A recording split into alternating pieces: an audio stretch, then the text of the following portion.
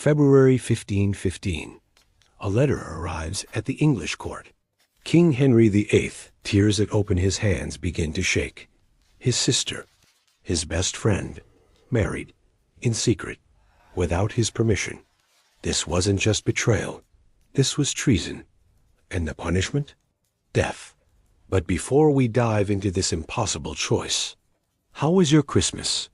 And what are your plans for 2026? Drop a comment below. I read every single one. And here's a question. Would you risk your life for love, knowing your best friend could have your head on a spike? We've got incredible dark Tudor videos coming your way in the New Year stories of betrayal, forbidden love, and deadly consequences. So smash that subscribe button right now so you don't miss what's next. Trust me, you'll want to stay for this one. Now, comment loyalty if you think Charles Brandon should have kept his oath to the king. Or love if you think he was right to marry Mary Tudor. Let's see where you stand before you hear the full story. Because what happened next changed Tudor history forever. August 22nd, 1485. Bosworth Field. The fate of England hung in the balance as two armies clashed in brutal combat. Among the dying was a man named William Brandon, standard-bearer to Henry, Tudor. As King Richard III charged directly at the Tudor banner, William Brandon stood his ground. Richard cut him down where he stood, killing him instantly. But the banner never fell, and Henry Tudor became king. William Brandon left behind a young son, Charles, just a baby when his father died a hero's death. The new King Henry VII didn't forget. He brought the boy into his household, raised him at court, gave him the education of a nobleman's swordsmanship, horsemanship, courtly manners, and the art of war. Charles Brandon grew up in the shadow of royalty, surrounded by privilege he'd never have known if his father hadn't bled out on that battlefield. Then, in 1491, the king's second son was born, Prince Henry, a spare to the heir. A loud, energetic boy with golden hair and a hunger to prove himself. And 7 years older than him was Charles Brandon, already strong, already skilled, already everything a young prince wanted to be. They became inseparable. While Prince Arthur, the heir, studied statecraft and diplomacy in his own household at Ludlow Castle, young Prince Henry remained at court. And Charles Brandon became his companion, his rival, his mentor, his friend. They trained together in the tilt-yard, Brandon teaching the prince how to couch a lance, how to absorb the shock of impact, how to read an opponent's movements. They hunted together in the royal forests, chasing deer and boar through the thick English woodlands. They wrestled, they gambled, they competed in everything. Brandon had a gift. He knew how to push the prince just enough to make him better, but never so much that Henry felt humiliated. He knew when to let the boy win, and when to beat him so he'd work harder. It was a delicate balance, but Brandon walked it perfectly. Then, in 1502, everything changed. Prince Arthur died suddenly at the age of 15. The golden era was gone, and Prince Henry, just 10 years old, became the new hope of the Tudor dynasty. The weight of the crown suddenly loomed over him. The pressure was immense. His father became colder, more controlling, desperate to protect his only surviving male heir.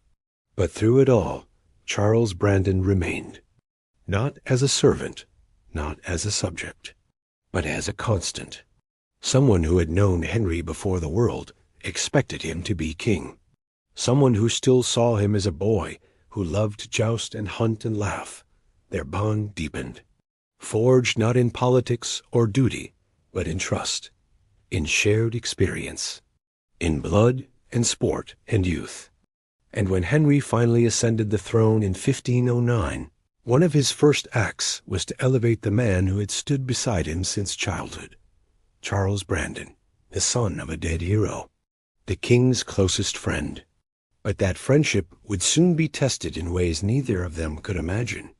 April 1509, Henry VII was dead, and the boy who'd grown up in Brandon shadow was now King Henry VIII, just 17 years old, full of fire and ambition. The old king's reign had been cautious, calculating, stingy. But the new king? He wanted glory. He wanted spectacle. He wanted the world to know England had a warrior king. And he wanted his best friend by his side. Within weeks, Brandon was given a position of immense trust, master of horse. It meant controlling the king's stables. Yes, but more than that, it meant constant access to Henry, riding beside him, attending him, being present in moments of leisure and decision alike. It was a role reserved for someone the king trusted completely. But that was just the beginning. Henry showered Brandon with lands, titles, income. He made him Viscount Lisle, then Earl Marshal. Then, in 1514, came the ultimate reward, Duke of Suffolk, one of the highest titles in the realm. There were only a handful of dukes in all of England, and most were of royal blood. Brandon was not. He was the son of a knight, a man raised on loyalty and skill, not lineage. Yet Henry didn't care. He elevated Brandon above ancient noble families who had served the crown for generations. And those families noticed. They whispered. They resented. But Henry was untouchable in his favor. He loved Brandon like a brother. And Brandon? He understood the game better than anyone. He knew how to read the king's moods. When Henry was frustrated, Brandon knew whether to distract him with a hunt or listen quietly. When Henry wanted counsel, Brandon gave it, but never in a way that challenged the king's authority. When Henry wanted agreement, Brandon conformed. He had studied Henry's disposition since they were boys, and he knew exactly how far he could push, exactly when to yield, exactly how to remain indispensable. Courtiers described their bond as exceeding ordinary friendship. They jousted together in tournaments, Henry and Brandon often fighting side by side. They gambled together, wagered on contests, shared private jokes. At banquets, Brandon sat close to the king. In council, Henry sought his opinion. On campaign, Brandon commanded armies in the king's name. The Venetian ambassador wrote that Brandon possessed the affection and assiduity of a brother toward Henry. Others noted that the king trusted him with matters he wouldn't share with his own advisers. It was a friendship built on years of shared history, but also on Brandon's careful, calculated loyalty. He never betrayed the king's trust. He never overstepped. He never forgot that his position depended entirely on Henry's favor, and for years it worked perfectly.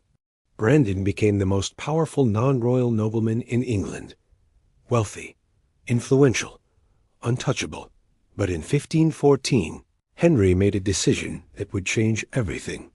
He decided to send his youngest sister, Mary Tudor, to France, to marry a king more than twice her age.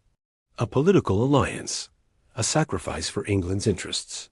And that decision would place Charles Brandon in an impossible position, one that would force him to choose between his loyalty to his king and a temptation he could never have anticipated. Mary Tudor was 18 years old, beautiful, spirited, and furious. Her brother the king had just informed her she would marry King Louis XII of France, a man 52 years old, a man with gout so severe he could barely walk, a man whose previous wife had just died, leaving him desperate for a male heir he was far too old and sick to father. This was a political marriage, pure strategy. Henry needed peace with France, and Mary was the price. She begged him not to do this. She pleaded, but Henry was unmovable. England needed this alliance. She would marry Louis for the good of the realm. But Mary was no fool. She'd seen how these arrangements worked, and she knew her brother loved her. So she made him promise, a solemn vow, witnessed before God. When Louis died, and they both knew it wouldn't be long, Mary could choose her next husband herself. She could marry for love, no politics, no negotiations, her choice alone. Henry agreed. October 1514. Mary crossed the Channel and married the King of France in a ceremony dripping with gold and grandeur. She smiled. She played the role of the dutiful queen. But inside, she was counting the days. Louis was worse than she'd imagined. Elderly, exhausted, his health failing rapidly. The French court whispered that the young English bride was too much for him, that the exertion of trying to consummate the marriage was killing him faster. And they were right. January 1st, 1515. Just 82 days after the wedding, King Louis XII died suddenly at the Hôtel des Tournelles in Paris. Mary Tudor became La Reine Blanche, the White Queen. Dressed in mourning white, she was moved to the Hôtel de Cluny and placed in the traditional 40-day seclusion period. Custom demanded she remain isolated, unseen, until it was confirmed whether or not she carried the late king's child. If she was pregnant with a son, that child would be the King of France. The entire kingdom held its breath. But there was another problem. King Louis had no direct male heir. His cousin Francis had already seized the throne and crowned himself King Francis I. France was in a delicate position: new king, uncertain succession, a foreign dowager queen locked away who might be carrying the legitimate heir. And Mary? She was alone in a foreign country, surrounded by people she didn't fully trust, isolated by protocol and politics. She needed someone she could rely on, someone who knew her, someone loyal to her brother the king, but also someone she could speak to freely.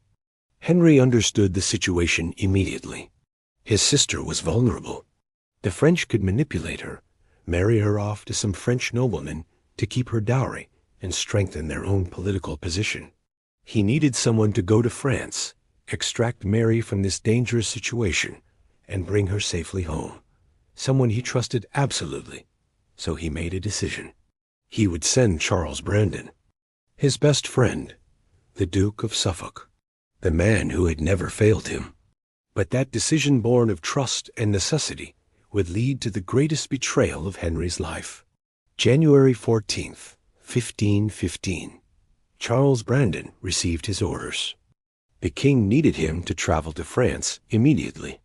The mission seemed straightforward: escort Mary Tudor safely back to England, ensure the French returned her dowry and jewels, and navigate the delicate politics of the new French court. It was a task that required diplomacy, strength, and absolute loyalty. Henry trusted no one else with this. But before Brandon could depart, the king pulled him aside. Private audience. Just the two of them. And Henry's tone changed. He looked Brandon in the eye and made himself clear. Under no circumstances, none whatsoever, was Brandon to pursue any romantic relationship with Mary. He was not to propose marriage. He was not to even entertain the idea. Mary was a valuable political asset, a dowager queen. Henry had plans for her. Foreign kings and powerful nobles across Europe were already considering marriage proposals. England could gain another alliance, another advantage. Brandon was to bring her home, nothing more. And Henry demanded an oath, not a casual promise between friends. A sacred vow, sworn as a knight, as a nobleman, as a subject to his king. Brandon swore it. He gave his word that he would not betray this trust. The weight of that oath settled on him like armor. Brandon had built his entire life on loyalty to Henry. Everything he had, his title, his wealth, his position, existed because of the king's favor. One misstep, one broken promise, and it could all vanish. Worse than that, it could mean his head. But there was something Henry didn't fully understand. Charles Brandon had known Mary Tudor for years. She'd grown up at court alongside him and her brother. He'd watched her transform from a child into a woman, intelligent, beautiful, strong-willed. And Mary had noticed him too, the king's champion. The man who seemed to win every joust, command every room, carry himself with the kind of confidence that came from surviving on skill rather than birthright. There had always been something unspoken between them. A tension, an awareness But it had never mattered. Mary was a princess. Brandon was a commoner raised to nobility. The gap between them was insurmountable. She'd been promised to kings, not to men like him. Until now. Now she was a widow, free from the dying French king. And her brother had promised she could choose her next husband. Brandon pushed the thought from his mind. He had given his oath. He would honor it. He would bring Mary home, fulfill his duty, and return to England with his loyalty intact. He had no idea that Mary had her own plans, or that the woman waiting for him in Paris was far more dangerous than any battlefield he'd ever faced. On January 20th, Charles Brandon arrived at the Hôtel de Cluny. The Dowager Queen was expecting him. The Hôtel de Cluny was quiet. Too quiet. The kind of silence that hangs heavy in rooms where decisions are being made that will change everything. Brandon was led through corridors draped in white mourning cloth to a private chamber. And there she was. Mary Tudor sat by the window, dressed in the pale fabrics of royal widowhood, but her eyes were sharp, alert. She'd been waiting for him. She dismissed her attendants with a wave. The door closed. They were alone. For a moment, neither spoke. Then Mary smiled, not the smile of a grieving widow, but something far more knowing. "Thank you for coming, Your Grace," she said softly. "I knew my brother would send someone I could trust." Brandon bowed, kept his distance. "Your Majesty, I'm here to ensure your safe return to England and to settle matters with the French court regarding your dowry." "Of course," Mary said, rising from her seat. She moved closer. "But before we discuss dowries and logistics, I need to speak with you about something far more important." Brandon's jaw tightened. He could feel where this was going. "My brother made me a promise," Mary continued, her voice steady and deliberate. "Before I married Louis, he swore to me before God that when this ordeal was over, I could marry where my heart desired. No more political arrangements. No more old men chosen for treaties. My choice. Do you remember that promise, Charles?" She'd used his first name. "Not Duke of Suffolk. Not Your Grace. Charles." "I'm aware of His Majesty's promise to you," Brandon replied carefully, his tone formal, controlled. "Good." Mary stepped even closer now, close enough that he could smell the lavender in her hair. "Because I intend to hold my brother to that promise, and I need you to help me." Brandon took a step back. "My lady, I'm here on the king's orders to bring me home safely." "Yes, I understand." Mary's expression shifted, no longer soft, but determined. Steel beneath silk. "But the French court is already scheming. King Francis has nobles lining up, eager to marry the English Dowager Queen and claim my dowry for France. Every day I remain here, the pressure increases. They want to trap me in another marriage before I ever reach English soil." She wasn't wrong. Brandon had heard the rumors even before arriving. The French had no intention of making this easy. "Then we leave immediately," Brandon said. "I'll make arrangements." "I don't want arrangements, Charles." Mary's voice dropped to barely a whisper. "I want you to keep Henry's promise. I want to marry where my mind is." The words hung in the air between them. Brandon felt his heart hammering in his chest. He knew what she was saying, what she was asking, and every instinct screamed at him to walk away, to remember his oath, to protect the friendship that had defined his entire life. But Mary Tudor was looking at him with an intensity that made it impossible to move. "Your Majesty," he managed, his voice rough, "I gave the king my sacred oath. I cannot." "Cannot what?" Mary interrupted, her hand reaching out to touch his arm. "Cannot help me claim what my brother already promised? Or cannot admit that you feel the same way I do?" Brandon closed his eyes. This was the trap. Not swords. Not politics. Her. The days that followed were agony. Brandon tried to maintain distance. He focused on negotiations with the French court, demanding the return of Mary's jewels and dowry payments. He met with King Francis, who played the gracious host while clearly enjoying the Englishman's discomfort. He sent formal letters back to England, reporting on progress. But every evening, Mary summoned him to her chambers, always with attendants present, always proper. Yet her message never changed. She reminded him that her brother had given his word. She spoke of the French nobles circling like vultures. She mentioned, casually, that King Francis himself had suggested she might stay in France, marry a French duke, keep her wealth on French soil. Each conversation was a carefully placed blade, cutting away at Brandon's resolve. And then, one night in mid-February, everything collapsed. Mary dismissed her ladies. Brandon should have left immediately. But he didn't. "I cannot go back to England and be auctioned off again," Mary said, her voice breaking for the first time. "I did my duty once. I married that dying old man, and I smiled through every horrible moment of it. My brother promised me this one freedom. And I'm choosing you, Charles. I'm choosing you. If we do this," Brandon said quietly, "Henry will see it as treason. He'll see it as me taking advantage of you. He'll see it as a grab for power, for the throne. And we make it impossible for him to undo," Mary interrupted. "We marry now, here, in private. We consummate the marriage so it's legally binding under church law. By the time he finds out, it will be done. Irreversible." Brandon stared at her. "You're asking me to commit treason. I'm asking you to help me claim what's already mine." The logic was flawless and terrifying. If they married in secret and consummated it, the marriage would be legitimate in the eyes of the church.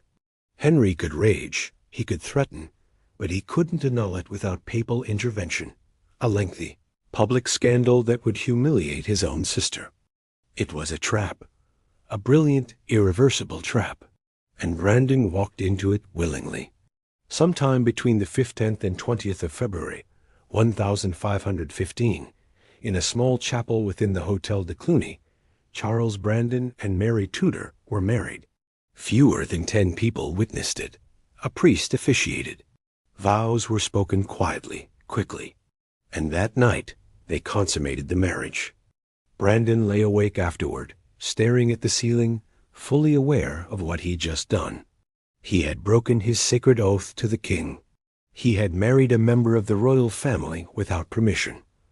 He had committed an act that, by law, was treason. The punishment for treason was death. Not a clean death, either. Traitors were dragged through the streets, hanged until nearly dead, cut down while still conscious, and then butchered, their bodies quartered, their heads displayed on spikes. Brandon had watched men die that way, and now he might join them. But when he looked at Mary sleeping beside him, he knew there was no going back. The choice was made. The impossible choice. Now came the harder part. He had to tell the king. Brandon's hand shook as he held the quill. How do you tell a king your closest friend, the man who gave you everything, that you've just committed treason? He couldn't write to Henry directly. Not yet. The words wouldn't come. So he wrote to someone else first, Cardinal Thomas Wolsey, the king's chief adviser. A man who understood politics. A man who might soften the blow. The letter, dated early February, was careful, diplomatic. Brandon explained that Mary was under immense pressure from the French court, that nobles were circling, that the situation was delicate. He asked for Wolsey's counsel on how to proceed. He didn't mention the marriage. Not yet. Wolsey's reply arrived on February 8th. Brandon tore it open, desperate for guidance. The cardinal's tone was calm, almost reassuring. He suggested that if Brandon and Mary conducted themselves properly and waited for the king's blessing, Henry might look favorably on a potential marriage between them. The king loved his sister dearly and wanted her happiness. Patience and discretion were key. Brandon read those words and felt his stomach turn to ice. Wolsey thought this was hypothetical, a future possibility, something that could be carefully negotiated. But it was already done. The marriage had happened. They'd consummated it. There was no going back, no undoing it, no careful negotiation. And worse, King Francis had found out. The French king summoned Brandon to court, and what followed was theater of the cruelest kind. Francis pretended to be scandalized, outraged. He declared that Brandon had dishonored the Dowager Queen, taken advantage of a vulnerable woman, committed an offense against royal dignity. "If I were King Henry," Francis said coldly, his eyes gleaming with malicious amusement, "I would have your head struck from your shoulders for this." It was a performance. Francis didn't actually care. He found the whole situation entertaining. An English scandal. The mighty Duke of Suffolk brought low by a woman. But his words sent shockwaves back to England. News began to travel. Whispers reached the English Privy Council. And when those powerful men-nobles who had always resented Brandon's rapid rise learned what had happened, they seized their opportunity. They gathered before King Henry and demanded justice. Brandon had committed treason. He had married the king's sister without permission. He had broken his sacred oath. He had dishonored the crown. The law was clear. The punishment was death, and the council wanted Henry to enforce it. Brandon received word of this from his contacts at the English court. Letters arrived describing the king's fury, the council's demands, the calls for his arrest and execution. He was trapped in France, newly married, with no way to defend himself except through words on parchment.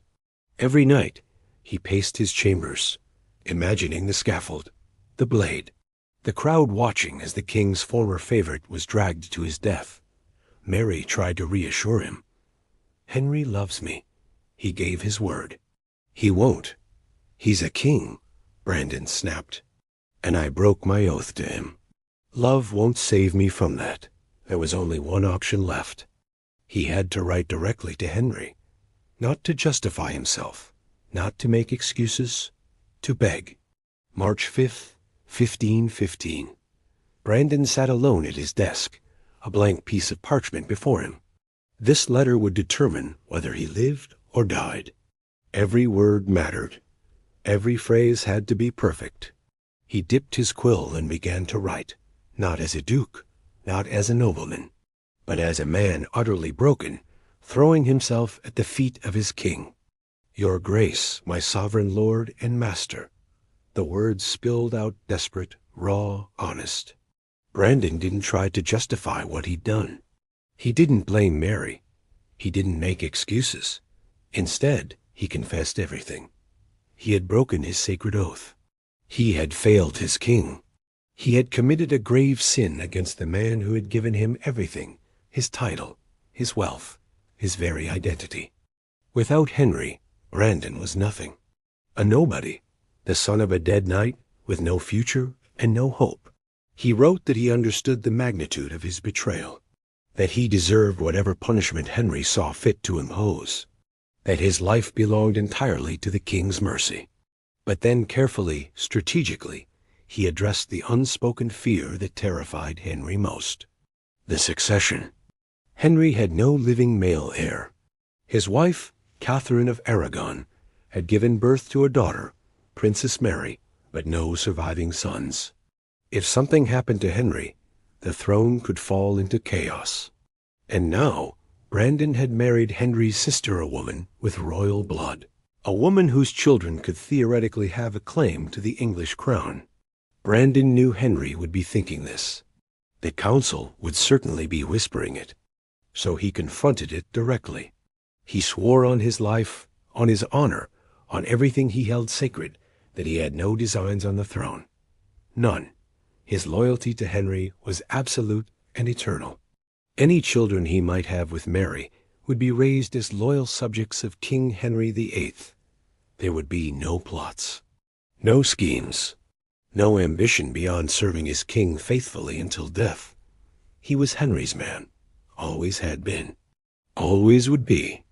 The letter went on for pages, pleading, groveling, reminding Henry of their shared history, the years of friendship, the battles fought side by side, the trust built over a lifetime. He acknowledged that he deserved death, but he begged Henry to remember the boy who had stood beside him in the tilt-yard, the friend who had never until now betrayed him. Brandon sealed the letter and sent it with his fastest courier. Then he waited. Days passed like years. Every knock on the door could be soldiers coming to arrest him. Every messenger could be carrying his death warrant. Mary tried to comfort him, but she was anxious too. She'd gambled that her brother's love for her would outweigh his anger at Brandon. But kings were unpredictable, and Henry's temper was legendary. Brandon barely slept, barely ate. He paced his chambers, imagining 1,000 different outcomes. Would Henry summon him back to England for a trial? Would he send assassins? Would he simply strip Brandon of everything and leave him to rot in exile? Or, and this was the slimmest, most desperate hope, would their friendship survive this? Had he said enough? Had he groveled sufficiently? Had he convinced Henry that this wasn't ambition or betrayal, but simply a terrible mistake made in a moment of weakness? The waiting was torture. And across the channel, in England, King Henry VIII sat reading Brandon's letter, his closest friend, his sister. Both had betrayed him. The question was simple. What would he do about it? Henry held the letter in his hands and felt something inside him crack. Betrayal. Not from an enemy. Not from a rival. From the two people he loved most in the world. His sister Mary, the girl he'd protected, indulged, promised freedom to after her suffering in France, had conspired behind his back. And Charles Brandon, his brother in all but blood, a man he'd raised from nothing, the friend who knew him better than anyone, had looked him in the eye, sworn a sacred oath, and then broken it the moment he was out of sight. The king's fury was cold at first, silent, dangerous. He summoned his council, read them the letters, listened as they called for Brandon's head. Some of these men had resented Brandon's rise for years, this common-born upstart elevated above ancient bloodlines. Now they had their chance. "Treason, your majesty," they said. "Clear treason. The law demands death." Henry said nothing. His jaw was tight, his eyes unreadable. Cardinal Wolsey, ever the diplomat, tried to navigate the storm carefully. He had been corresponding with Brandon, after all. He'd given advice perhaps too gentle, too permissive. Now he had to protect himself while also managing the king's rage. When Wolsey finally made contact with Brandon again, his tone had changed completely. Gone was the reassuring counsel. In its place was ice. "I am advertised of this thing," Wolsey reportedly wrote. "I did not think you had been so base." The words cut deep. Base, low, common, unworthy. Wolsey continued, his message brutal in its clarity. "If I chose to do my duty, I should this very hour have your head taken off your shoulders. You have failed of your faith. You have failed your king." A cardinal was covering his own position. Yes, but he was also expressing what many at court felt. Brandon had been given everything, and he'd thrown it away for a woman. But the real question was what Henry himself felt. And that was complicated. Part of him was genuinely furious. The betrayal stung. The broken oath felt personal. Brandon had studied Henry's disposition for years, learned to read his moods, molded himself to be the perfect companion. And then, when it mattered most, he'd chosen his own desires over his king's explicit command. That hurt. But another part of Henry, the part that remembered jousting together as boys, hunting in the forests, the years of shared laughter and trust, couldn't quite bring himself to order Brandon's execution. Henry paced the halls of his palace, torn between rage and affection, duty and love. His council wanted blood. Protocol demanded punishment. The law was clear. But this was Charles Brandon. Days passed. Henry didn't issue an arrest warrant. Didn't send soldiers. Didn't order Brandon's immediate return under guard. Instead, he let Brandon suffer in uncertainty. Let him sweat. Let him imagine the scaffold, the axe, the crowd. Because even if Henry wasn't ready to kill his friend, he was absolutely ready to make him pay. And when the punishment finally came, it would be devastating in a different way. Not the axe. something far more calculated. Henry would take everything Brandon had and make him beg for the privilege of keeping his life. The message arrived from England in late March. Brandon tore open the seal, his heart hammering. This was it. Henry's judgment. Life or death. He read the first line and felt his knees weaken. He would live, but the price was staggering. £200,000. Brandon read the number again, certain he'd misunderstood. But no, there it was, written clearly in the king's own hand. A fine of £200,000 to be paid to the crown as recompense for his treason. It was an astronomical sum, more wealth than most noblemen would see in 10 lifetimes, more than entire counties generated in taxes over years. It was, quite simply, impossible to pay. And that was exactly the point. Henry wasn't trying to collect the money. He was making a statement. You betrayed me, and now you will spend the rest of your life in debt to me. You will grovel. You will beg. You will remember every single day that I could have taken your head, and instead, I took your pride. The terms were brutal. Brandon and Mary would surrender a significant portion of her French dowry payments, the income she was entitled to as the widow of King Louis. Those payments, which should have supported her for life, would now flow directly to Henry's treasury. Additionally, Brandon would forfeit lands, properties, and revenues. Everything he'd accumulated through Henry's favor would now be stripped away, piece by piece, to satisfy this impossible debt. Mary was horrified. He can't mean this. It's too much. We'll agree to it, Brandon said quietly. All of it, because the alternative was the axe. The correspondence that followed was humiliating. Letter after letter, Brandon and Mary prostrating themselves before the king, acknowledging their guilt, expressing gratitude for his mercy, promising to repay every penny, knowing full well they never could. Henry enjoyed it.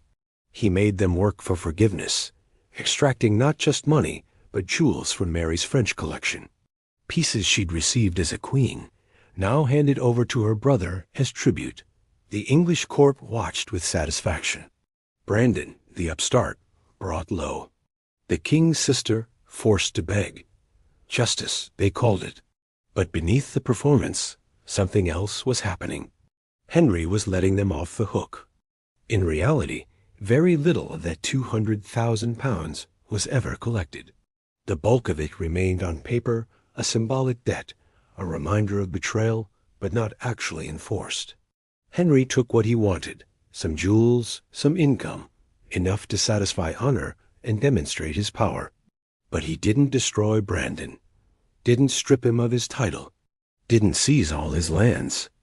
Because despite the rage, despite the betrayal, despite the broken oath, Henry couldn't bring himself to truly punish the man who'd been his closest friend. The fine was theater, a public punishment that satisfied the court, demonstrated royal authority, and allowed Henry to save face. But privately, Henry was already beginning to forgive. By early May, the letters between them had shifted in tone, still formal, still strained, but no longer threatening death. Brandon and Mary were permitted to marry again publicly, this time in a ceremony at Greenwich Palace on May 13th.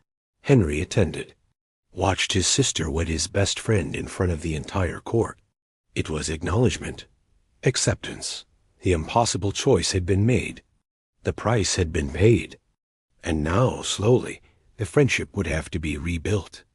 May 13th, 1515, Greenwich Palace. Mary Tudor stood in the chapel wearing cloth of gold, her hand in Charles Brandon's. They spoke their vows again, this time not in secret, not in whispered fear, but before the entire English court. And standing among the witnesses was King Henry VIII. His presence said everything. He didn't smile, didn't celebrate, but he was there, acknowledging the marriage, legitimizing it, giving his blessing, however reluctantly. It was forgiveness, not spoken aloud, but demonstrated. After the ceremony, Henry presented them with a wedding gift, permission to retire to Westhorpe Hall in Suffolk. It was both generous and strategic. Generous because it gave them a home, a place to build their life together. Strategic because it removed them from court, from the center of power, from the whispers and resentment of nobles who still wanted Brandon's head. They settled into a quieter existence. Mary, who'd been a princess and a queen, became a duchess and a mother. She gave birth to 2 daughters, Frances, born in 1517, and Eleanor, born in 1519. Both girls carried royal blood through their mother, a fact that would matter greatly in years to come. Frances would eventually become the mother of Lady Jane Grey, the 9-day queen whose tragic story would echo her grandmother's impossible choices. But for now, the Brandons focused on survival. On rebuilding trust, Brandon wrote to Henry frequently. Formal letters at first, gradually becoming warmer. He reported on estate matters, offered counsel when asked, reminded the king of his absolute loyalty. And slowly, painfully slowly, Henry began to let him back in. By 1520, 5 years after the betrayal, Brandon was invited to join the king at one of the most spectacular events in European history, the Field of the Cloth of Gold, a summit between Henry VIII and King Francis I of France, designed to showcase power, wealth, and diplomatic strength. It was held near Calais, a temporary city of golden tents and elaborate pavilions. Kings jousted, nobles feasted. Alliances were forged and tested. And there, riding beside King Henry in the tournaments, was Charles Brandon, the Duke of Suffolk, the king's companion, back where he belonged.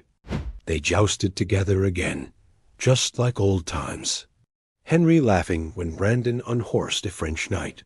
Brandon cheering when Henry shattered a lance perfectly.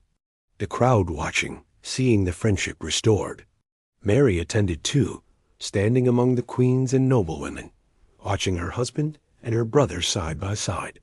It was a public statement. The betrayal was past. The friendship endured. But it was never quite the same. Brandon had learned a hard lesson. Henry's love was real, but it had limits. One broken oath had nearly cost him everything.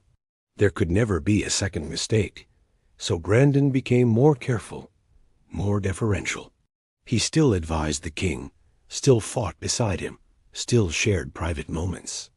But the easy confidence was gone, replaced by caution, by the knowledge that he lived under shadow not of the axe, but of disappointment. And in the years ahead, that shadow would grow darker. The 1530s brought a new kind of test. Henry had become obsessed with annulling his marriage to Catherine of Aragon. The queen who had stood beside him for over 20 years was now an obstacle. She'd given him a daughter, Princess Mary, but no surviving sons. And Henry, convinced his marriage was cursed by God, had found someone new. Anne Boleyn, dark-eyed, sharp-tongued, ambitious. Everything Catherine was not. The court divided into factions. Some supported the king's pursuit of an annulment. Others remained loyal to Queen Catherine, viewing her as the rightful queen and Anne as a scheming intruder. Charles Brandon found himself caught in the middle. Privately, he opposed the divorce. Catherine had been a good queen, a faithful wife. The entire affair felt wrong, driven by lust and ambition rather than genuine concern for the succession. Brandon had no love for Anne Boleyn and made no effort to hide his distaste. And Mary? She was openly hostile. The former Queen of France, Henry's beloved sister, spoke out against Anne at court gatherings. She defended Catherine publicly, called the annulment shameful, questioned whether this French-educated woman was worthy of the English crown. It was dangerous talk, treasonous even. But Brandon couldn't silence his wife, and part of him didn't want to. She was saying what he felt. Yet he'd learned his lesson. He knew exactly how far he could push Henry and when to step back. So when Henry demanded public support, Brandon gave it. He signed documents supporting the annulment. He sat in council meetings and nodded at the appropriate moments. He played the loyal subject, even as his personal feelings churned with resentment. It was a performance, and Henry knew it. But as long as Brandon conformed when it mattered, the king allowed him his private disapproval. Then came May 19th, 1536, Tower Green, early morning. A scaffold built specifically for a queen's execution. Anne Boleyn, crowned just 3 years earlier, now condemned for adultery and treason. Charges that were almost certainly fabricated. A political execution dressed as justice. And among the witnesses required to attend was Charles Brandon, Duke of Suffolk. He stood in the crowd and watched as Anne approached the scaffold. She'd been queen. She'd borne Henry a daughter. And now she was about to lose her head because the king had tired of her, just as he tired of Catherine. The executioner's sword fell. Brandon didn't flinch. But inside, something hardened. This was what happened in Henry's court. Favor could turn to fury in an instant. Love could curdle into rage. A queen could become a corpse before breakfast. Brandon had survived his own betrayal, but only barely. And only because Henry's affection for him ran deeper than his affection for any woman. Still, the message was clear. Henry's mercy had limits. His forgiveness was conditional. And Brandon would spend the rest of his life walking that razor's edge close enough to remain valuable, careful enough to stay alive. Because he'd made his impossible choice years ago in France. And he would pay for it, in small ways and large, for the rest of his days. Being the king's favorite came with a price.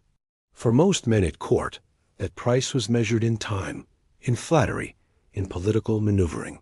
For Charles Brandon, it was measured in moral compromises, because Henry didn't just want Brandon's loyalty. He wanted his participation, his endorsement, his hands dirtied by the same decisions that stained the king's conscience. After Brandon's betrayal in France, there could be no distance between them. No questioning, no hesitation. When Henry commanded, Brandon obeyed, even when it sickened him. Throughout the 1530s, as Henry's break with Rome accelerated and his treatment of those who opposed him grew brutal, Brandon was there. Not because he agreed, but because he had no choice. He sat in councils where good men were condemned for refusing to acknowledge Henry as head of the church. Men who'd served the crown faithfully for decades, now branded traitors for following their conscience. Brandon said nothing. Voted with the king. Watched them led to the Tower. He witnessed the dissolution of the monastery's ancient, religious houses stripped of their wealth, their communities scattered, their lands seized by the crown. Some of those monasteries had stood for centuries.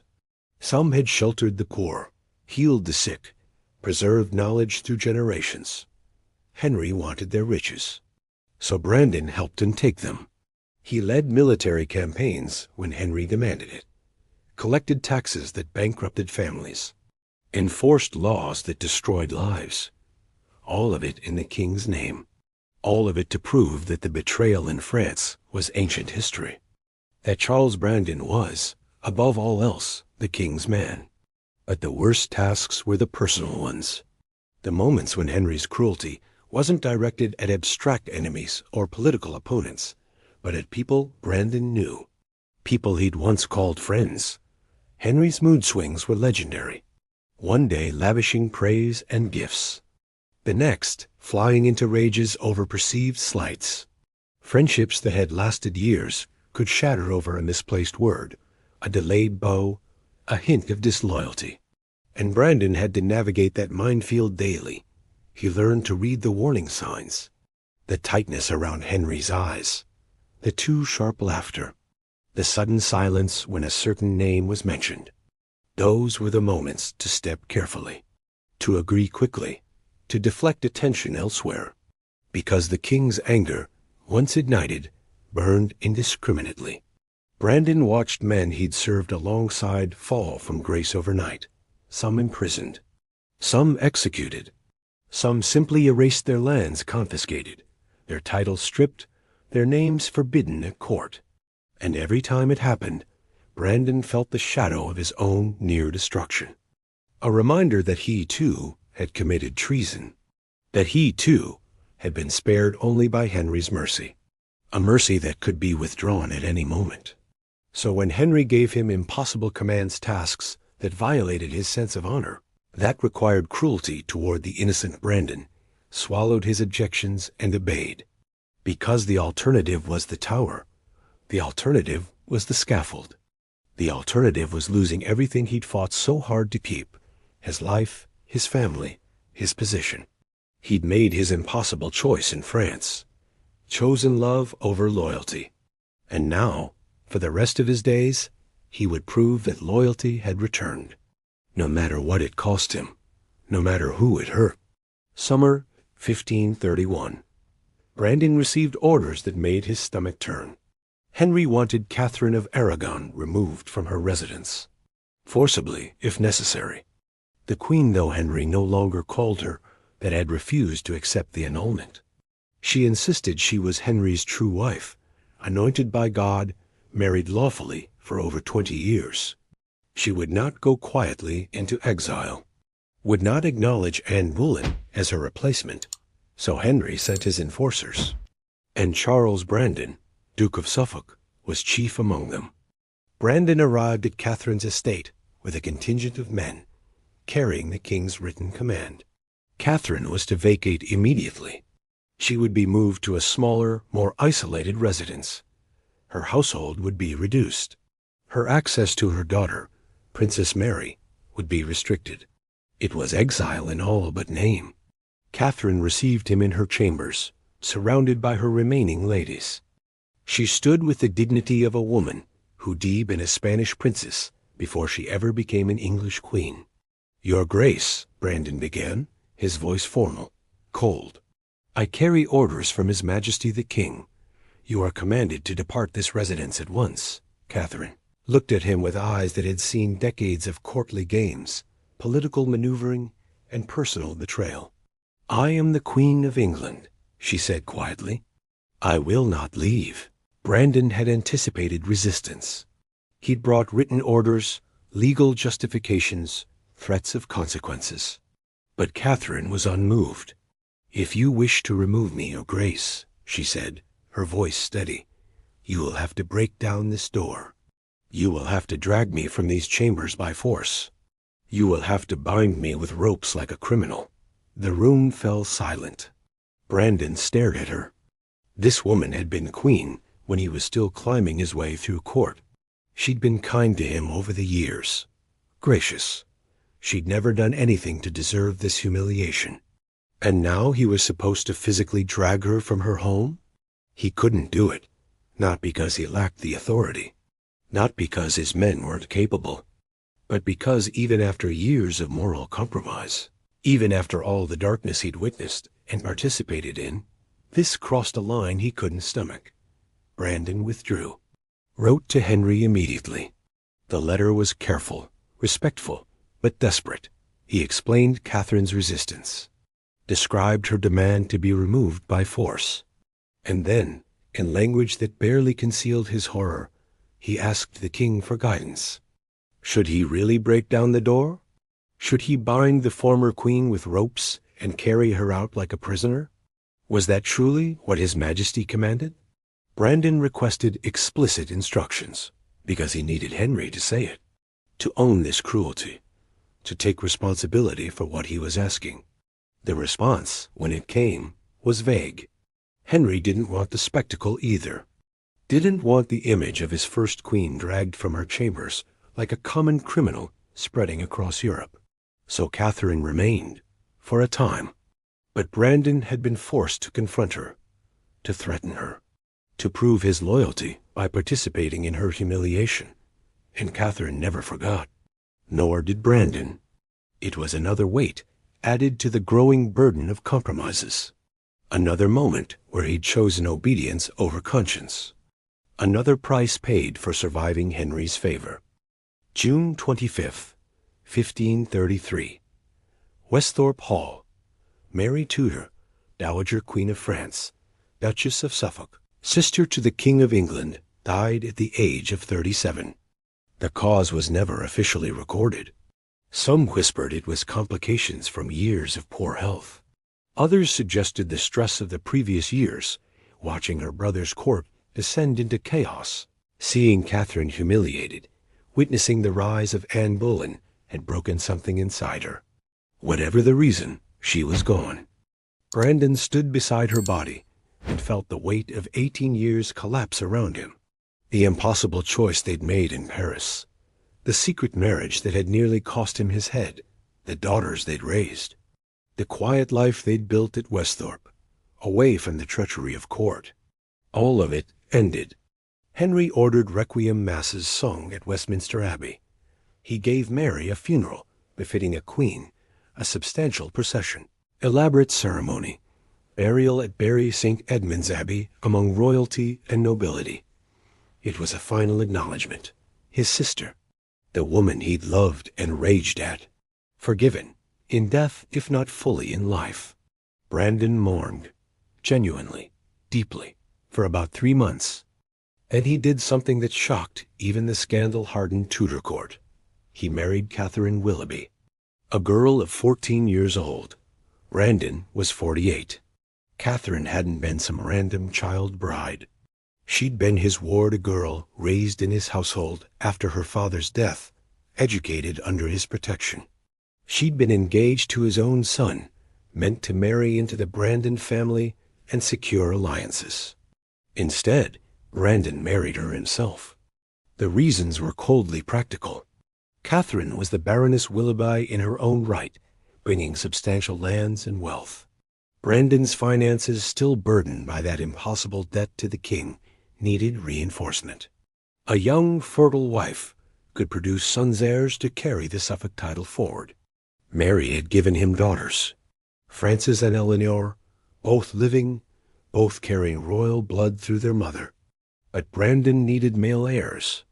The succession of his dukedom depended on it, so he married a child barely older than his own daughters. The court whispered. Some called it disgraceful. Others shrugged. Such marriages were common among the nobility, strategic unions where love was irrelevant and bloodlines were everything. Catherine, for her part, proved resilient. She bore Brandon 2 sons, Henry in 1535 and Charles in 1537, both healthy, both legitimate heirs to the Suffolk dukedom. The family eventually settled at Grimsthorpe Castle in Lincolnshire around 1540, a grand estate befitting a duke. Brandon divided his time between managing his lands and serving the king, always serving the king. But the joy of sons was tempered by the knowledge of what he'd lost. Mary, the woman he'd risked everything for, was gone. The impossible choice had given him years with her, 2 daughters, and a lifetime of complicated loyalty to Henry. Now, in his late 40s, married to a teenager, raising young sons while his body aged and his energy faded, Brandon faced a different kind of impossible choice.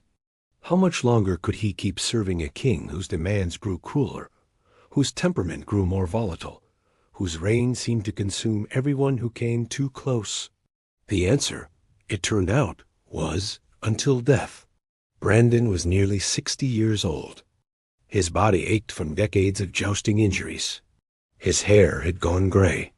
The endless campaigns, the political maneuvering, the weight of serving Henry through every dark turn of his reign, it had all taken its toll.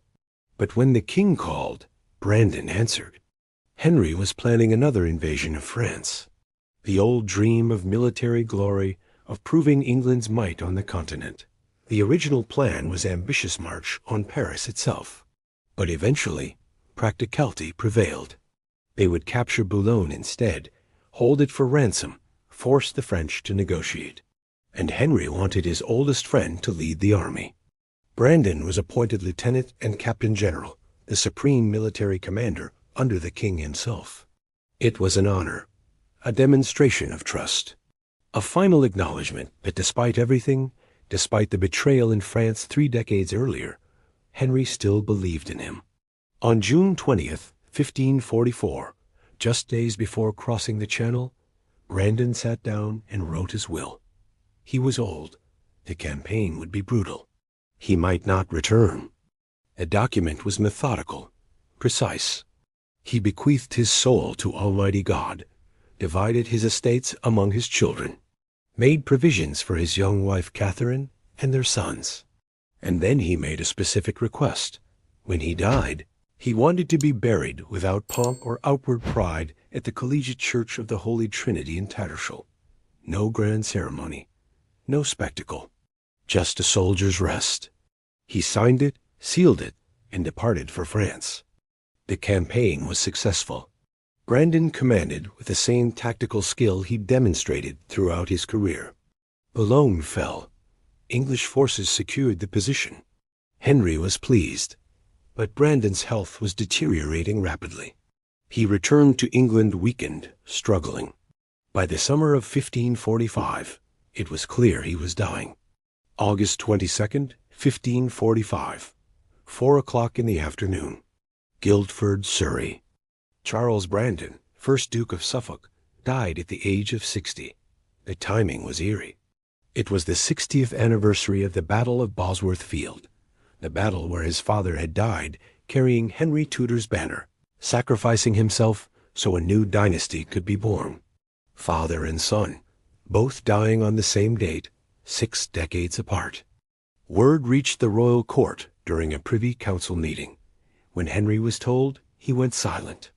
Then he spoke of Brandon, his voice thick with grief. "He was one of my best friends," Henry said to the assembled nobles. "Always loyal, always generous. He never took unfair advantage. He was truly fair toward all, even his political enemies." Then Henry looked around the room at the courtiers and counselors who surrounded him, men who schemed, who jockeyed for position, who served out of fear or ambition. "Is there any of you, my lords?" Henry asked. "Who can say as much?" Silence. Henry was so distraught that he ignored Brandon's will entirely. The request for a simple burial at Tattershall was set aside. Instead, Henry ordered Brandon interred at St. George's Chapel, Windsor Castle, at the king's own expense, with great ceremony. September 9th, 1545. Brandon was laid to rest among royalty. Less than 2 years later, Henry VIII would be buried in the same chapel, just steps away. 2 boys who'd grown up together, who'd jousted and hunted, and built a friendship that survived treason, reunited in death.